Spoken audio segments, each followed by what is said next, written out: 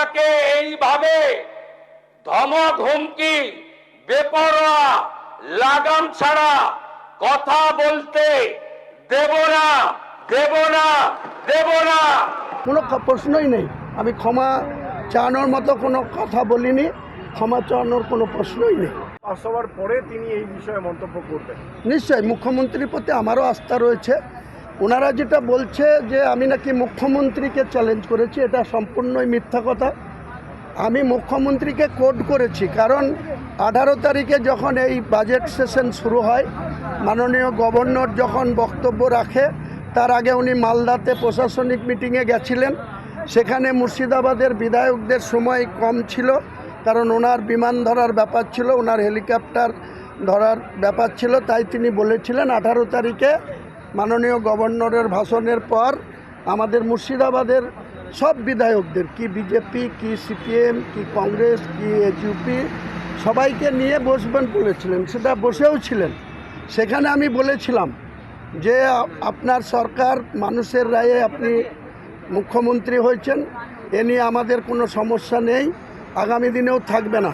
কিন্তু সমস্যা মুর্শিদাবাদে, যেখানে জিরো টলারেটের সরকার তিনি দাবি করছেন, যেখানে উত্তর 24 পরগনার ডায়মন্ড হাবড়া, পশ্চিম মেদিনীপুর, পূর্ব মেদিনীপুর, 2 বর্ধমান, নদিয়া পর্যন্ত জিরো টলারেট চলছে।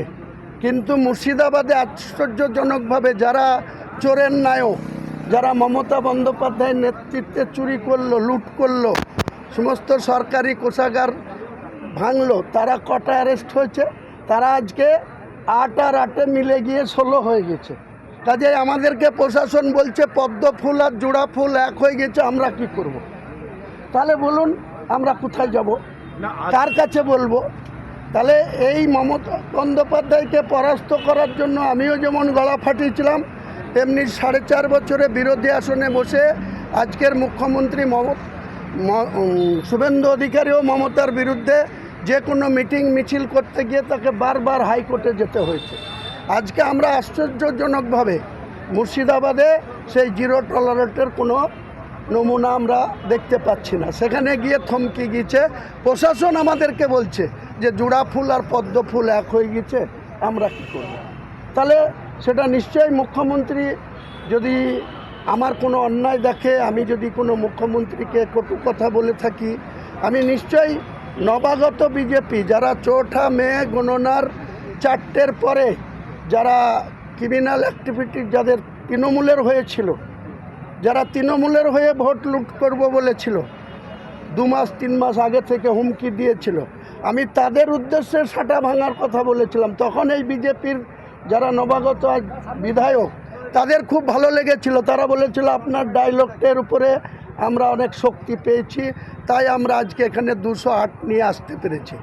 আজকে আমি যখন সেই নবাগত বিজেপি যারা তৃণমূলের ক্রিমিনাল অ্যাক্টিভিটির সঙ্গে যুক্ত, তোলাবাজির সঙ্গে যুক্ত, লুটের সঙ্গে যুক্ত, তারা প্রশাসনের সাপোর্ট পাওয়ার জন্য আজকে আমার সঙ্গে সংঘর্ষে লিপ্ত হচ্ছে। আমি বলেছি এদের পরোয়া করি না, প্রয়োজন হলে আমি আমার আম জনতা উন্নয়ন পার্টির 98% সমর্থক তো মুসলিম। আপনি ক্ষমা চাইবেন? কোনো প্রশ্নই নেই। আমি ক্ষমা চাওয়ানোর মতো কোনো কথা বলিনি, ক্ষমা চাওয়ানোর কোনো প্রশ্নই নেই। আপনার বিরুদ্ধে একদিকে বিধানসভায়, অন্যদিকে আইনত ব্যবস্থা চলছে, মানে এফআইআর হয়েছে আপনার এফআইআর তো হয়েছে, এফআইআর বহরমপুরে হয়েছে, ইংলিশ বাজারে হয়েছে, শক্তিপুর, রেজিনগরে যে প্রশাসন আছে তারা সমটু কেস করেছে। আইনের পথে চলবে। বিধানসভাতে নিন্দা করা হয়েছে। হ্যাঁ, করতেই পারে, সেটা তারা ক্ষমতায় আছে, তাদের মেজরিটি সদস্য আছে, তারা নিন্দা প্রস্তাব আনতে পারে, আমাকে সাসপেন্ড করতে পারে, স্পিকারের সে অধিকার আছে। যা সিদ্ধান্ত হবে আমি সেটা মাথা পেতে মেনে নেব, কিন্তু আমি কোনো অন্যায় করিনি, আমি কারো কাছে ক্ষমা প্রার্থী হব। আচ্ছা হুমায়ুন দা, আজকে আরেকটা সরকারি সম্পত্তি নষ্ট করলে যারা নষ্ট করবে তাদের সম্পত্তি বাজেয়াপ্ত করে, দেখুন, আমার যে বিজেপি সরকার পশ্চিমবাংলায় মানুষের রায়ে নির্বাচিত হয়েছে, তাদের বিরুদ্ধে আমার কোনো বক্তব্য নেই। কিন্তু আমরা দীর্ঘ 17তম বিধানসভায় যে বিজেপি বিরোধী আসনে ছিল, যে শাসক দল মমতা বন্দ্যোপাধ্যায়ের নেতৃত্বে এখানে শাসকের নামে দলতান্ত্রিক এবং প্রশাসনিক ব্যবহার করে যে সমস্ত ক্রিমিনালদের প্রশ্রয় দিত, আমরা লক্ষ্য করলাম রেজিনগর বিধানসভায় 4 মে গণনা সমাপ্ত হওয়ার সঙ্গে সঙ্গেই সেই সমস্ত, আমি যেখানে রেজিনগর বিধানসভায় বিজেপিকে 59,000 ভোটে হারিয়েছি আর তৃণমূলকে 81,000 ভোটে হারিয়েছি। সেই বিধানসভায় আমি জোড়া আসনে জেতার জন্য আমাকে রেজিনগর রিজাইন দিতে হয়েছে, যেখানে রাজ্যের মুখ্যমন্ত্রী স্বয়ং নন্দীগ্রাম এবং ভবানীপুরে জিতেছিলেন, তিনি নন্দীগ্রাম ছেড়েছেন, আমি রেজিনগর ছেড়েছি একই দিনে 15 মে 2026। দুঃখজনক ঘটনা, যারা মমতা বন্দ্যোপাধ্যায়ের ছত্রছায়ায়, তিনি পুলিশ মন্ত্রী, তিনার ছত্রছায়ায় রেজিনগর বিধানসভার রেজিনগর থানা, শক্তিপুর থানা, বেলডাঙ্গা থানা, 3টে থানায় পড়ে। বেলডাঙ্গা থানার 3টে অঞ্চল পড়ে রেজিনগর বিধানসভায়, শক্তিপুর থানার 5টা অঞ্চল পড়ে, রেজিনগর থানার 6টা অঞ্চল পড়ে। টোটাল 14টা অঞ্চল নিয়ে 70 রেজিনগর বিধানসভা। অত্যন্ত দুঃখজনক ঘটনা যে যারা পুরনো বিজেপি বা যারা বিজেপির আদর্শে রাজনৈতিকভাবে লড়াই করে বাংলার মানুষের কাছে যারা 2,93,00,000 ভোট পেয়েছে, 22টা আসনের মধ্যে যারা 8টা নির্বাচিত হয়েছে, তাদের সঙ্গে আমার কোনো দ্বন্দ্ব নেই। কিন্তু যারা 4 মে পর্যন্ত তৃণমূলের গুন্ডা ছিল, তৃণমূলের তোলাবাজ ছিল, তৃণমূলের পুলিশকে প্রশ্রয়ে মস্তানি করত, তারা আজকে আশ্চর্যজনকভাবে সেখানকার বিজেপির নেতাদের ধরে সেই সমস্ত মস্তান গুন্ডা তোলাবাজরা আবার বর্তমান মুখ্যমন্ত্রী তথা স্বরাষ্ট্রমন্ত্রীর অন্তর্গত যে রেজিনগর, শক্তিপুর, নওদা, বেলডাঙ্গা এসব থানায় পুরনো বিজেপিদের নিয়ে কোনো সমস্যা নাই, নির্বাচিত যারা হয়েছে এই সরকারকে কোনো সমস্যা নাই। কিন্তু আমরা যে লড়াইটা তৃণমূলকে হারানোর জন্য, তৃণমূলকে গদিচ্যুত করার জন্য যে লড়াইটা গত ডিসেম্বর থেকে 2026-এর এপ্রিল মাসে 29 এপ্রিল পর্যন্ত যাদের বিরুদ্ধে লড়াই করেছিলাম, আজকে আমাদেরকে তাদেরকে আবার ফেস করতে হচ্ছে। তারাই আবার বর্তমান পুলিশ মন্ত্রীর অধীনে যে সমস্ত থানাগুলো আছে, নওদা, রেজিনগর, বেলডাঙ্গা, শক্তিপুর, এই থানায় সেই সমস্ত মস্তানরাই, যেটাকে বলা যায়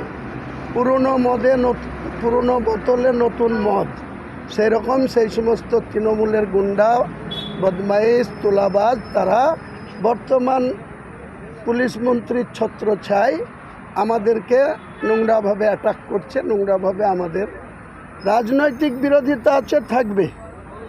রাজনৈতিকভাবে সেখানে বাই ইলেকশন হবে, নন্দীগ্রাম হবে, রেজিনগর হবে, সেখানে বিজেপি তাদের প্রার্থী দেবে, লড়াই হবে, সেটা নিয়ে কোনো সমস্যা নাই।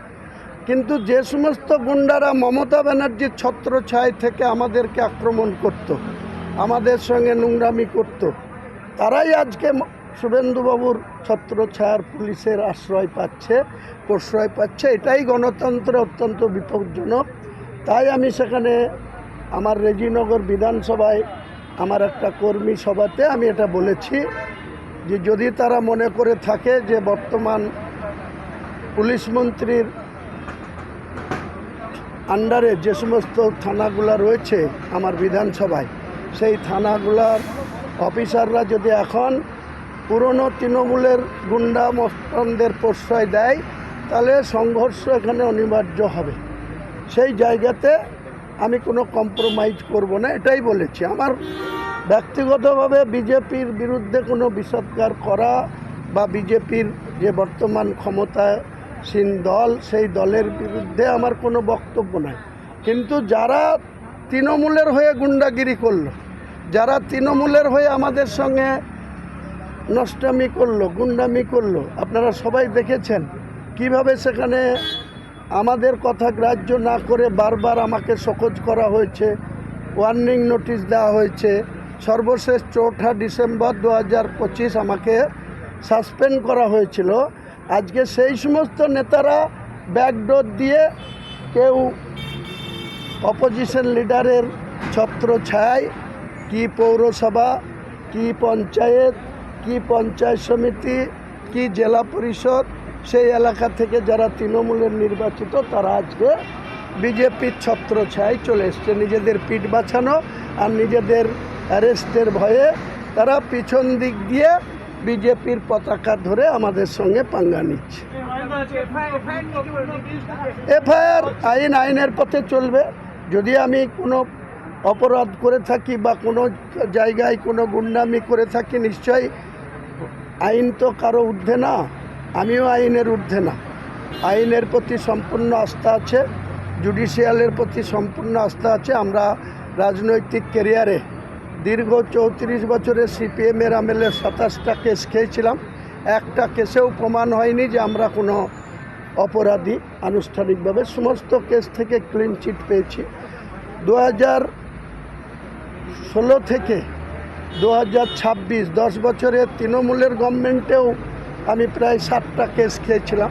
সেই সব কেসেও আজ পর্যন্ত প্রমাণিত হয়নি যে হুমায়ুন কবির কোনো গুন্ডাগিরি করে বা কারো উপরে কোনো অন্যায় অত্যাচার করে বা জুলুম করে বা কোনো সাম্প্রদায়িক সম্প্রীতি বিঘ্নিত ঘটায়। এরকম কোনো প্রমাণ হুমায়ুন কবিরের বিরুদ্ধে তৎকালীন প্রশাসন আনতে পারেনি। আমি আশা করছি বর্তমান প্রশাসনও সেটা প্রমাণ করতে পারবে না। কিন্তু আপনার বক্তব্য নিয়ে